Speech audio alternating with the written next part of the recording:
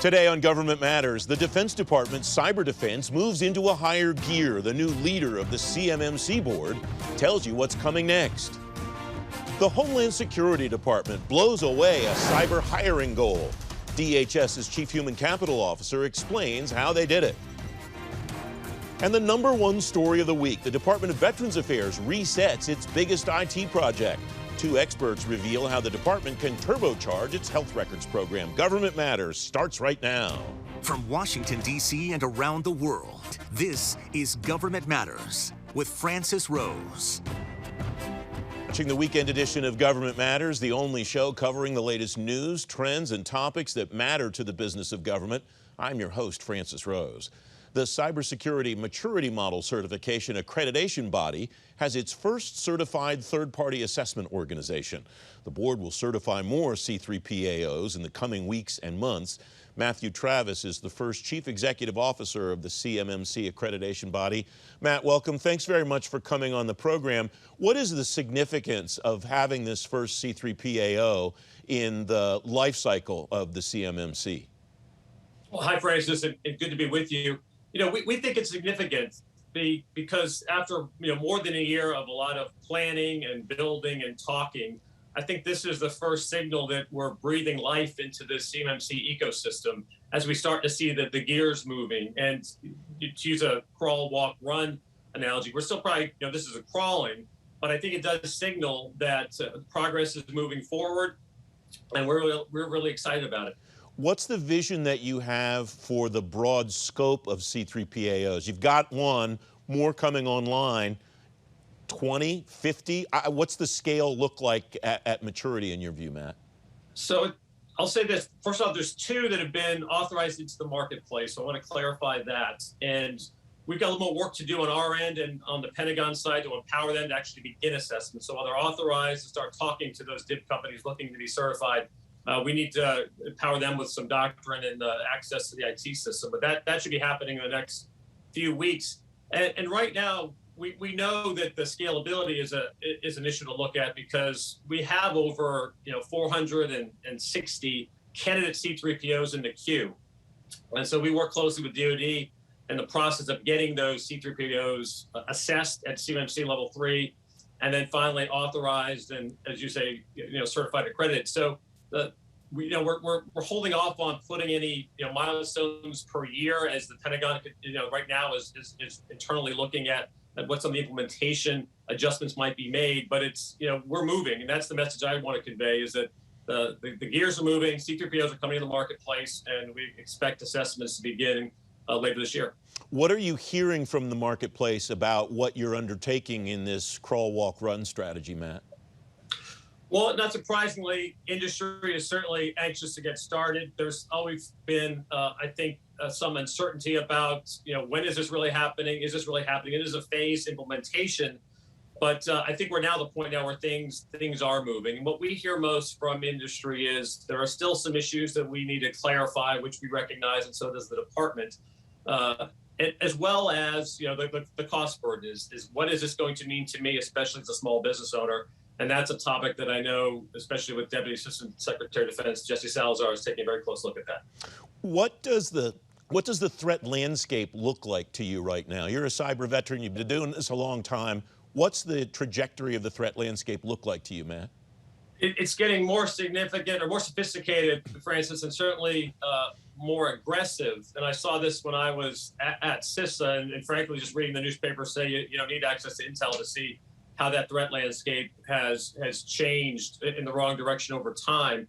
And so when I think about CMMC, it really is, I think, the very basic blocking and tackling that industry not only needs to, but would want to do, obviously protect, critical and control and classified information, federal contact information, but also to protect themselves. So in addition to helping protect the defense industrial base as a sector, I think businesses have a very acute incentive right now, given that threat landscape, to start investing in cybersecurity, regardless of CMMC. It strikes me that the line of delineation is not so much whether a company can afford to do it, it's whether they can afford to not do it, given the level of sophistication and the increase in aggressiveness. Is that a message that you think might be helpful to you to try to soothe some of the concerns that industry has, Matt?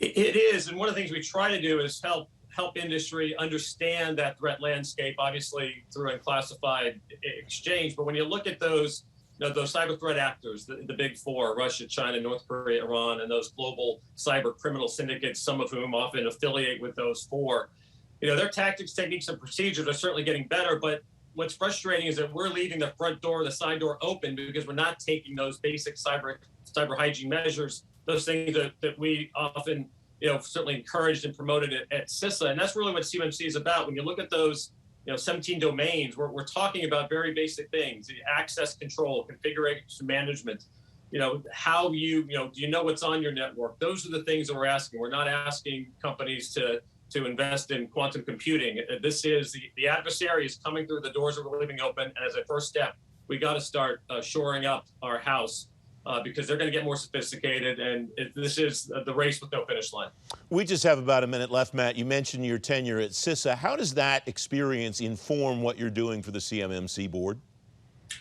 I think it helps because, as you know, Francis, we're very much a partnership-oriented organization with really no regulatory authority other than over the chemical facility anti-terrorism standards. And so we had to make it so that the industry, federal government partners, state, local, tribal, territorial would want to work with us. And the CMMC AB, that's what we're trying to do too. Make the standard more understandable, more accessible, make the process more transparent. So when companies invest their time, energy, and money to join the CMMC ecosystem, that they're getting a return and that we're being responsive and that they understand they're getting a fair shake regardless of what company they are. Matt Travis, thanks very much for joining me. It's great to have you on the program. Thanks, Francis. Coming next, the Homeland Security Department makes a huge dent in one of its biggest personnel problems. Straight ahead on Government Matters, 300 new cyber hires at DHS, and more help is on the way. You're watching 7 News.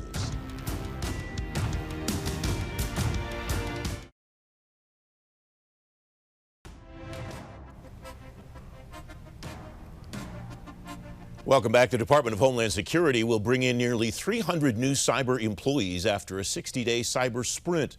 DHS has another 500 tentative job offers in the works, too. Angela Bailey is the Chief Human Capital Officer at the Department of Homeland Security. Angie, welcome back. Thanks for coming on the program again. What was the process by which you got more people than you wanted to at a time when everybody says cyber talent is among the hardest talent to identify in the marketplace?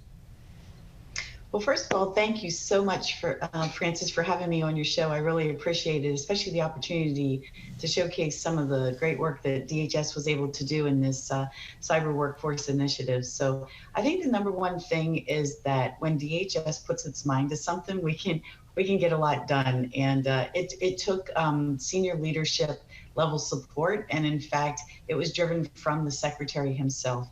He said, look, we've got around 2,000 vacancies. We need to set a goal of at least getting 10% of those hired by July 1st. And let's see what all you guys can do to make it happen. And so we knew initially it was an aggressive goal, but when we started really digging into it and working with the components and also with our cyber professionals, what we realized is we had this really rich and deep network of contacts already, whether it was with academia or it was with like DEF CON, Black Hat, et cetera. Because we had these contacts already, we were able to really throw that net out there and really sell people, I believe, on the DHS mission, which is an incredibly important mission. And we've been in the press here of late with, some of the things, everything from the elections to the pipeline, et cetera. And so I think it was really an enticing mission set for people, and people really actually do want to serve their country. So in my mind, there's no better place than DHS, and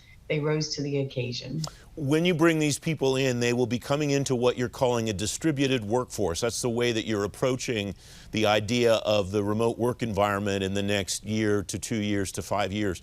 What does that distributed workforce look like, and how are you providing for something that you may not know today what exactly it's going to look like at some point in the future, Angie?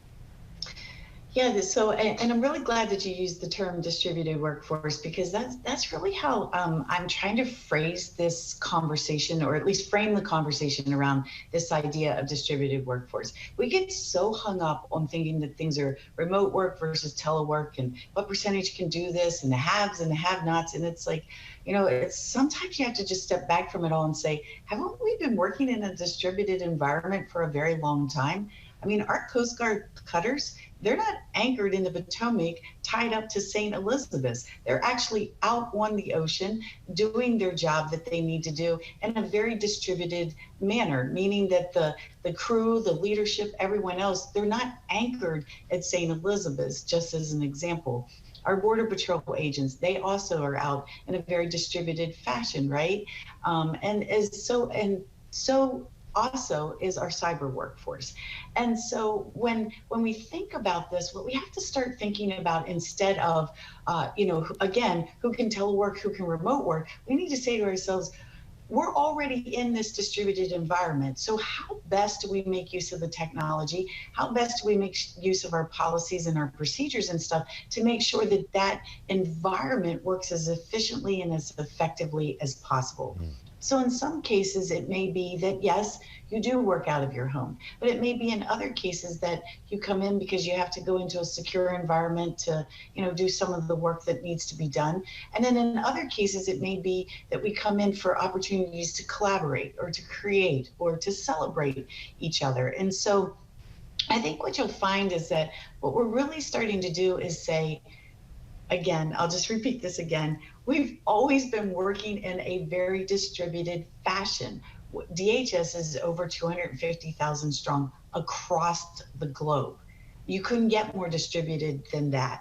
And so making sure that we have the right kinds of technologies available, such as this, right? We're using Zoom right now to have this very virtual conversation, but making sure that in addition to that, what are other ways that we can make sure that we touch base with our employees, that they don't feel isolated, that they have the opportunity to come into the office when it makes sense to come into the office. Or again, like the examples I used of the Border Patrol or FEMA, who has to respond to a disaster, or to our Secret Service agents who are out protecting the president and our high, officials.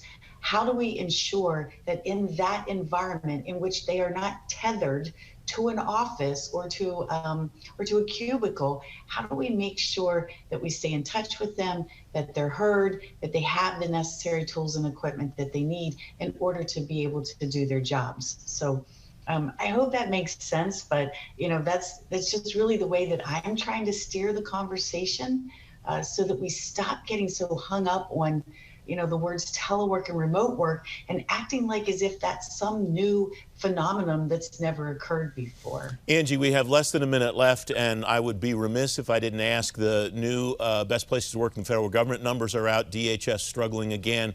What is the agency doing year on year to try to not just move those numbers, but try to engage with your workforce more so that the numbers eventually move? That's the outcome rather than just an output. Well, it's a great question. I just want to shift it just a little bit to say that while the best places to work may still, of course, label us as being the last in the federal government, we must change the way that we talk about this. DHS has improved in the last 5 years 13 percentage points. I would argue that that's probably more so than almost any large agency, especially an agency the size of DHS. So it's like an aircraft carrier right in the middle of downtown DC. We've managed to shift the direction of that aircraft carrier in a very tough terrain, and made sustained progress. So it's not just a one-off year thing, it is actual sustained progress. How are we doing that? Very hands-on leadership from the ground up and from the top down and from across. And so by staying in touch with our employees, making sure that we deliver to them the kinds of things that they need, whether it's employee and family readiness initiatives, financial literacy, how to be socially connected, dropping down into their heart and asking their heart the question instead of always going from their mind. Those are just some of the very small things that we're doing, but the bottom line is that by sending a message that we actually care for each and every one of them, and that we're here to support them in any way possible to do their jobs, I think is actually making a difference. And so it's not complicated. It's just caring about each other and making sure that we deliver on whatever promises that we put out there. Angela Bailey, thanks very much for joining me. You're more than welcome. Thank you, Francis. It's always a pleasure. Coming next, the #1 story of the week. The VA's biggest IT project hits the pause button. Straight ahead on Government Matters, the solution might not be a tech solution at all. You're watching 7 News.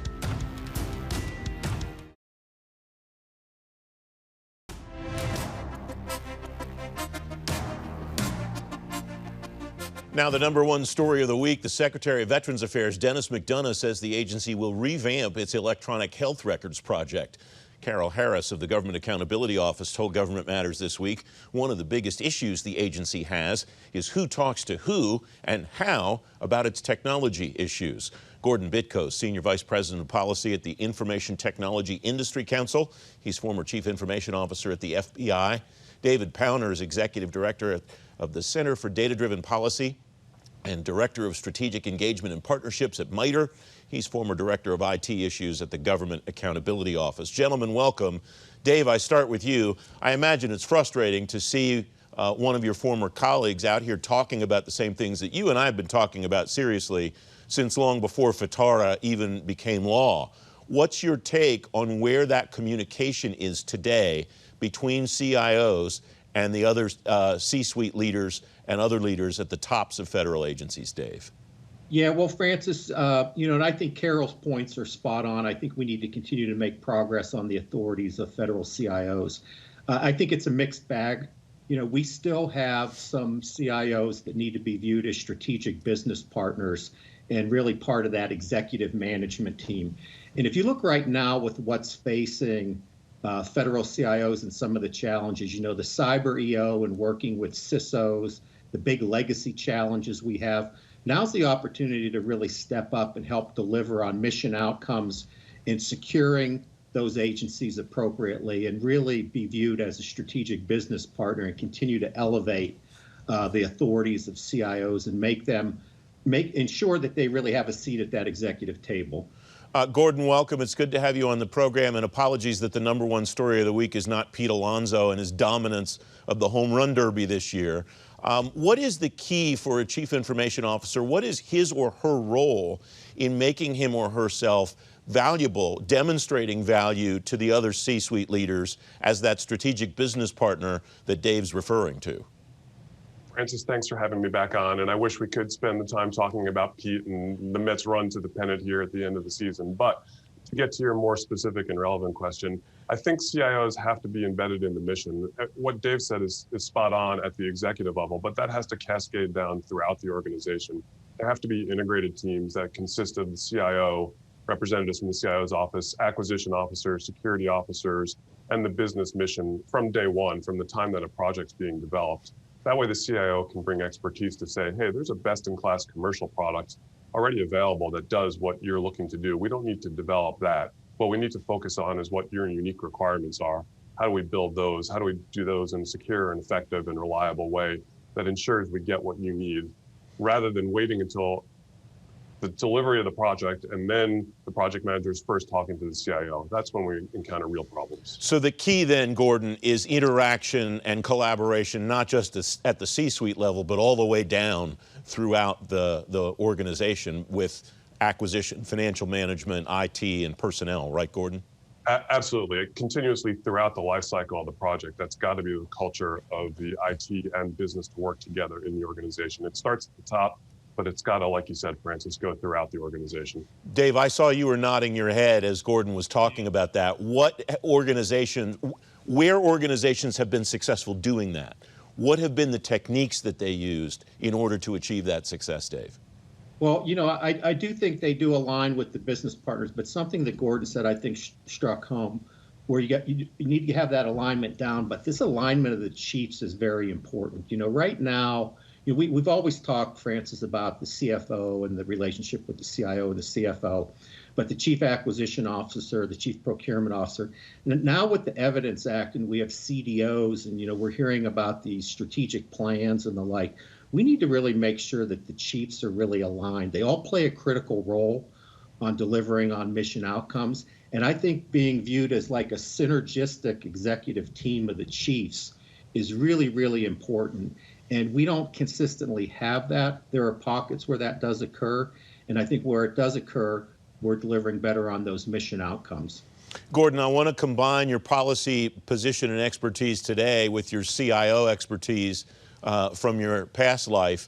Is there some legislative remedy that would drive that a tighter level of collaboration than we're seeing today? Or is it just incumbent on the leadership in these organizations to say this is how we're going to do it moving forward? Honestly, Francis, that's a great question.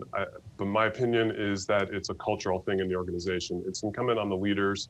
It's incumbent on the administration and Congress as they put senior leaders in place to ensure that they understand the importance of technology to the mission of every government agency now, and that they do think of their CIO, their chief acquisition officer, their chief data officer, their CISO, all the positions that Dave just mentioned, that those are all part of their senior leadership team. It's not the business team, the mission team, and the technology team as somebody separate, but that they are all a part. And that is a cultural thing.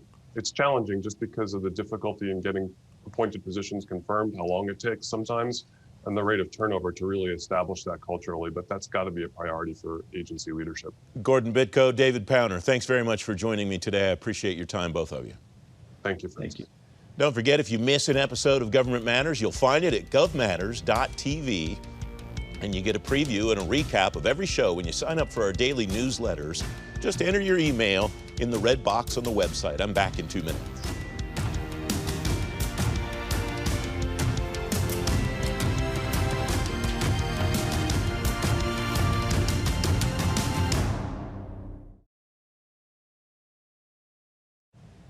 That's the latest from Washington. Join me weeknights at 8 and 11 on WJLA 24/7 News, and next Sunday morning at 10:30 on 7 News to stay plugged in on issues that matter to the business of government.